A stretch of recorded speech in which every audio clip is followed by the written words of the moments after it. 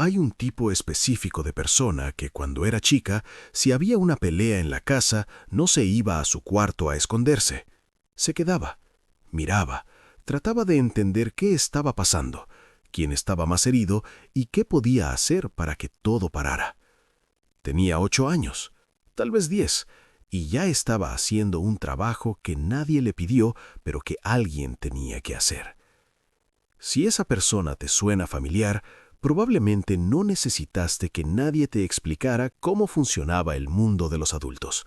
Lo aprendiste solo, observando, absorbiendo, adaptándote antes de que tu cuerpo siquiera terminara de crecer. Los psicólogos tienen un nombre para esto. Lo llaman parentificación. Es lo que ocurre cuando un niño asume roles emocionales o funcionales que le corresponden a un adulto. No porque quiera, porque el sistema lo necesita. Y el niño, que todavía no tiene las herramientas para decir que no, simplemente responde. Hay dos formas en que esto pasa. La primera es visible. Es el chico que cocina, que limpia, que lleva a sus hermanos al colegio, que paga cuentas antes de tener edad para trabajar. Esa forma la gente la reconoce, la ve, a veces hasta la aplaude. ¡Qué maduro! ¡Qué responsable! ¡Qué buen chico! La segunda forma es invisible y es la que hace más daño. Es el chico que se convierte en el terapeuta emocional de su propia familia, el que escucha a su mamá hablar de cosas que un niño no debería procesar, el que mide el tono de voz de su papá cuando entra a la casa para saber cómo va a ser la noche, el que aprende a regular el clima emocional de una habitación antes de aprender a resolver fracciones. Eso no se ve desde afuera. Desde afuera parece un chico tranquilo, maduro, que no da problemas. Desde adentro es un sistema nervioso en estado permanente de vigilancia, escaneando amenazas que no debería tener que escanear. Y acá viene algo que tal vez nadie te dijo. Eso que hacías no era madurez, era supervivencia. La diferencia importa. Madurez es un proceso gradual donde el cerebro desarrolla herramientas con el tiempo, a medida que las experiencias lo requieren.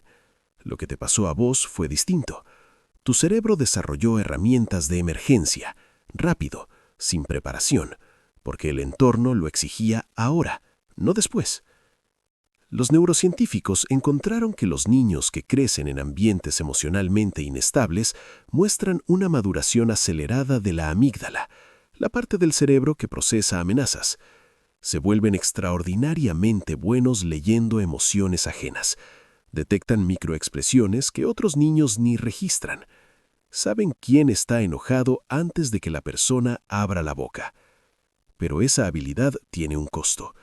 Porque mientras la amígdala se acelera, la corteza prefrontal, la parte responsable de regular tus propias emociones, no se acelera con ella.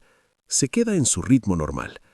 Lo que tenés es un sistema de detección de amenazas funcionando a nivel experto dentro de un cerebro que todavía no tiene las herramientas para procesar lo que detecta. Es como tener un radar militar instalado en un barco de papel.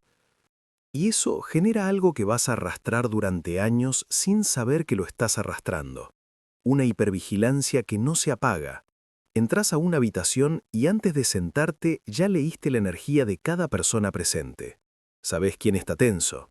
Sabés quién está mintiendo sobre estar bien.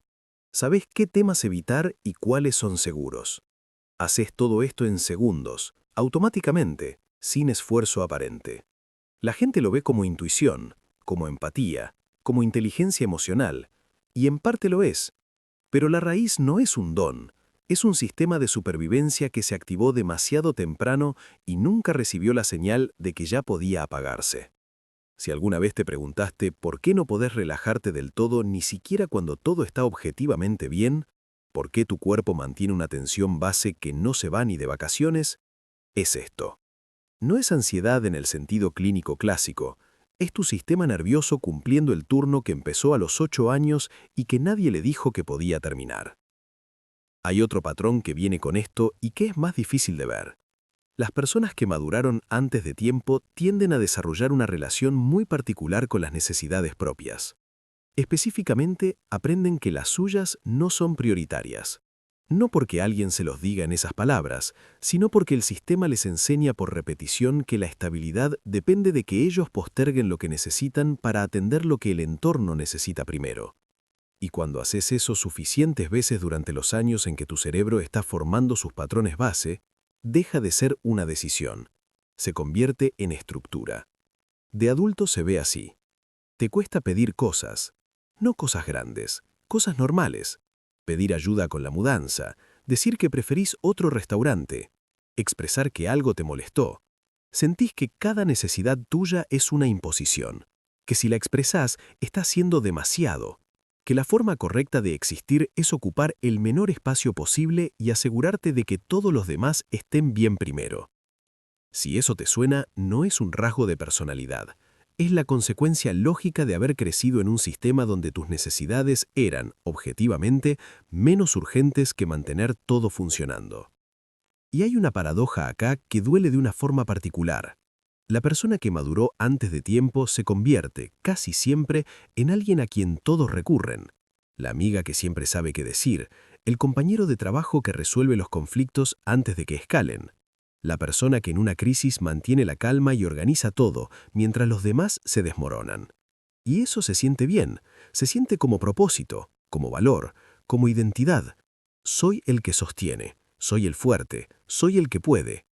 Pero debajo de eso hay algo que casi nunca se dice en voz alta, que no elegiste ese rol, que lo construiste como respuesta a un entorno que no te dio la opción de ser frágil. Y ahora, aunque el entorno haya cambiado completamente, aunque estés rodeado de gente que te cuidaría si los dejaras, la estructura sigue funcionando. Seguís sosteniendo, seguís siendo fuerte, seguís pudiendo. No porque quieras, porque no sabés cómo parar. Los psicólogos llaman a esto identidad basada en la función. Tu sentido de quién sos está construido sobre lo que haces por otros, no sobre lo que sos cuando no estás haciendo nada por nadie. Y cuando alguien que funciona así intenta descansar de verdad, no relajarse un rato, sino soltar el rol completamente, suele aparecer un vacío que da más miedo que el cansancio. Porque si no sos el que sostiene, entonces, ¿quién sos?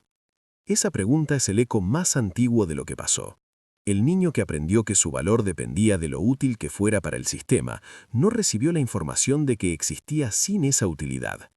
No la recibió porque nadie se la dio. Y no se la dieron, en la mayoría de los casos, no por maldad, sino porque los adultos que deberían haberla dado estaban demasiado ocupados sobreviviendo ellos mismos. Y acá es donde la historia se pone silenciosa y complicada. Porque la persona que maduró antes de tiempo muchas veces no les guarda rencor a las personas que la pusieron en esa posición. Los entiende, ve sus limitaciones, sabe que hicieron lo que pudieron, y esa comprensión es genuina. Pero entender no es lo mismo que no haber sido afectado. Podés entender perfectamente por qué pasó lo que pasó y al mismo tiempo cargar las consecuencias de que haya pasado. Las dos cosas son ciertas al mismo tiempo.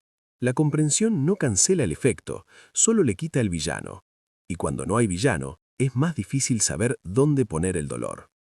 Entonces se queda adentro, flotando, sin dirección, transformándose en esa sensación vaga de cansancio que no se explica con las horas de sueño, en esa dificultad para recibir que no se explica con falsa modestia, en esa costumbre de chequear que todos estén bien antes de permitirte estar bien vos. Pero hay algo que quiero que escuches si llegaste hasta acá. Algo que probablemente nadie te dijo cuando tenías 8 años, porque nadie sabía que hacía falta decirlo. Hiciste algo extraordinario. No extraordinario como en admirable, aunque también. Extraordinario como en fuera de lo ordinario. Tomaste un rol que no te correspondía, en un momento en que no tenías las herramientas para manejarlo y aún así lo manejaste. No perfectamente, no con costo, pero lo suficientemente bien como para que el sistema siguiera funcionando. Y eso dice algo sobre vos que no cambia por haberse originado en un lugar difícil. Pero ahora, hoy, desde acá, ya no tenés 8 años.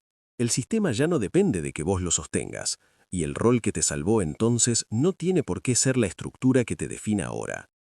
No es fácil.